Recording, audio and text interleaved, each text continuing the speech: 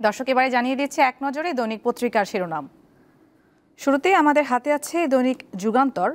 শিরোনামে দেখতে পাচ্ছি জাকসুতেও শিবিরের বিজয়, ভিপি জিতু, জিএস মাজহার। ভোটের ৪৭ ঘন্টা পর ফল প্রকাশ।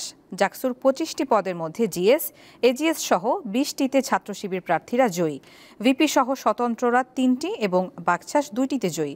হল সংসদ নির্বাচনেও পেয়েছে ছাত্র শিবিরের জয়। ভোট গণনার আগ মুহূর্তে পদত্যাগ করেন আরেক নির্বাচন কমিশনার। এপাশে রয়েছে ডাকসু বিষয়ে। ডাকসুর নির্বাচনী প্রক্রিয়া স্বচ্ছ, নির্ভুল ও ত্রুটিমুক্ত, এমনটি দাবি বিশ্ববিদ্যালয় প্রশাসনের। এরপর রয়েছে দৈনিক কালের কণ্ঠ। অস্থিরতার আবর্তে রাজনীতি, নির্বাচন ঝুলে গেলে ভয়ানক অনিশ্চয়তা দেখা দেবে বলেছেন অধ্যাপক দিলারা চৌধুরী।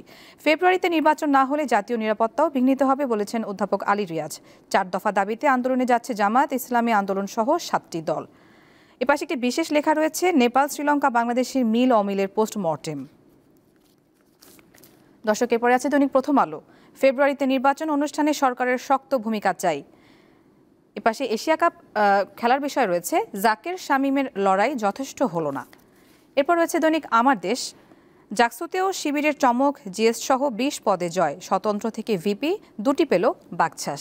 এছাড়া রয়েছে ফিলিস্তিন রাষ্ট্রের পক্ষে জাতিসংঘে ১৪২ দেশের ভোট। আরেকটি শিরোনাম হচ্ছে বাংলা সাহিত্যেও রাখা হচ্ছে মুজিবের ৭ মার্চের ভাষণ।